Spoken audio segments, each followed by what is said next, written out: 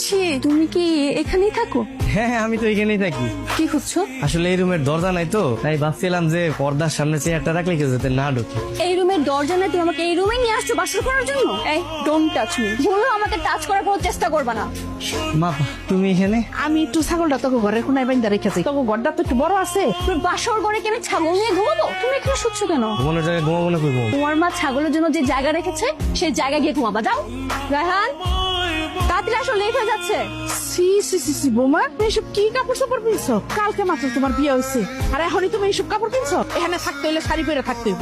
এমন ভাবে কথা বলছেন যেন এই বস্তিতে থাকার জন্য আপনার পায়ে ধরে আমি বসে আছি। শুনুন, আমি এখান থেকে চলে যাচ্ছি। মানে আমার শ্বশুর মশাই কোথায় আছেন? এখানে কি আছেন? উনি তো চিটাগং গেছেন, 3 দিন পর আসবেন। কাজ বাদ দিয়ে গল্প করা হচ্ছে এখানে, তাই না? হ্যাঁ, বলে তোমার কাজ নেই এখানে? সরি ম্যাম, আমাদের বিয়েতে কত টাকা কাবিন করেছিলাম তোমার মনে আছে?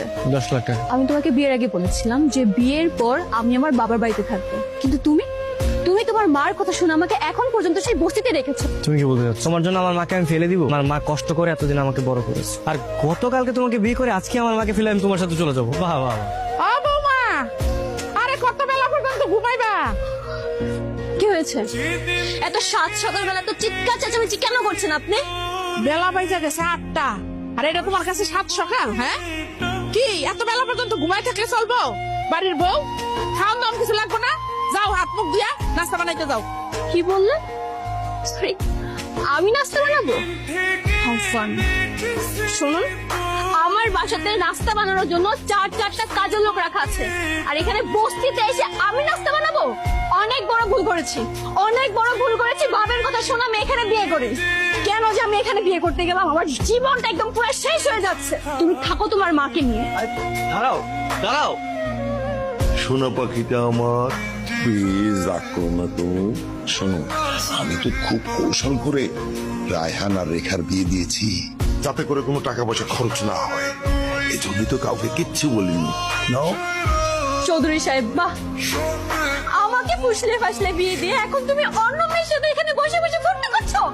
না না না মা, তুই আমার কথা তো শোন মা। একদম চুপ।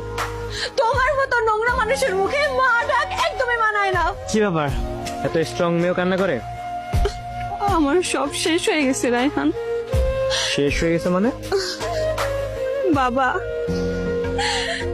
আমার সাথে প্রতারণা করেছে। আচ্ছা, কি হয়েছে আমাকে একটু খুলে বলো তো। আমি তোমার সাথে থাকতে চাই। তুমি শুধু ওই বস্তিটা ছেড়ে আমাকে একটা রুম ভাড়া করে দিলেই হবে, প্লিজ।